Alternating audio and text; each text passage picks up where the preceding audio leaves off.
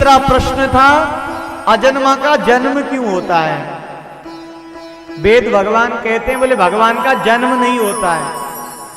हम तो देख रहे हैं देव की नंदन है, राम भगवान है, वामन है, और वेद भगवान कह रहे हैं भगवान का नाम अजन्मा है।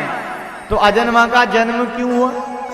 अब हमसे थोड़ी पूछ के भगवान जन्म लेंगे कि भाई वेद भगवान तो ये कह रहे हैं कि मेरा नाम अजन्मा है तो मैं जन्म ना लूं।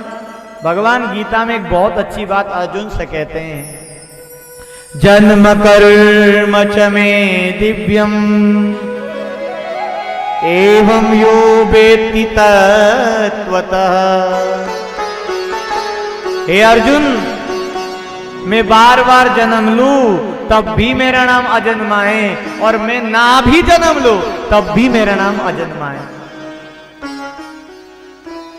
एक बार अकबर ने बीरबल से कहा,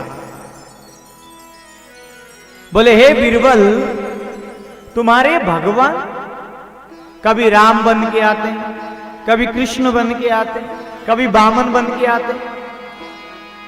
अरे तुम्हारे भगवान के पास कोई और काम नहीं है क्या। बार बार आते रहते जाते रहते, और हमारे पैगंबर एक आते हैं मोहम्मद साहब जी, और वो पूरा अपना काम करके जाते हैं। बीरबल ने कहा अकबर से, बोले हे अकबर राजा, मैं इसका जवाब आपको कल दूंगा। अगले दिन बीरबल ने नौका की सवारी रखी और सबको उसमें आमंत्रण किया। अकबर को भी बुलाया गया, उसकी सारी सेनाओं को बुलाया गया। अब जैसे ही वो नाव बीच नदी में पहुंची, इतने में ही बीरबल ने एक पुतला पानी में फेंक दिया और जोर जोर से चिल्लाने लगा, अरे देखो देखो, अकबर का बेटा डूब रहा है, अकबर का बेटा मर रहा है।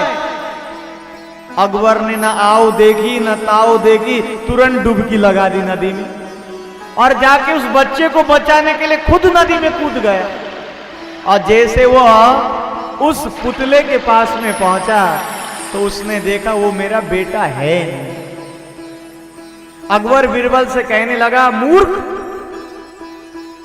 तूने मुझे गलत बात बताई, मैं तुम्हें दंड दूंगा, मृत्यु दंड दूंगा। ये मेरा बेटा नहीं था।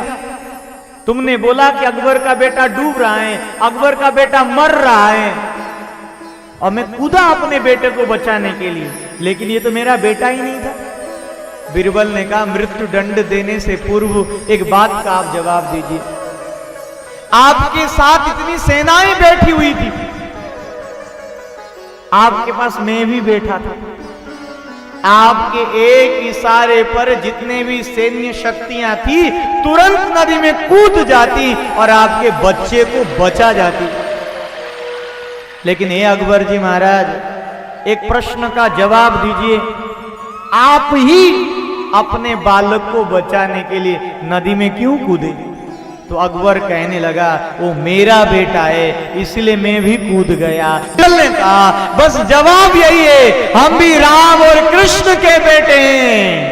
हमें बचाने के लिए राम कृष्ण किसी दूसरे को नहीं भेजता है, वो भी अपने आप आता है और हमें बचाकर इस भवसागर से पार ले जाता है, इस भवसागर से पार ले जाता है।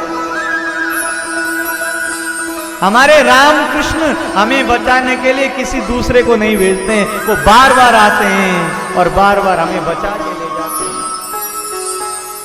रामाय रामभद्राय रामचंद्राय वेधसे रघुनाथाय नाथाय सीताया पतये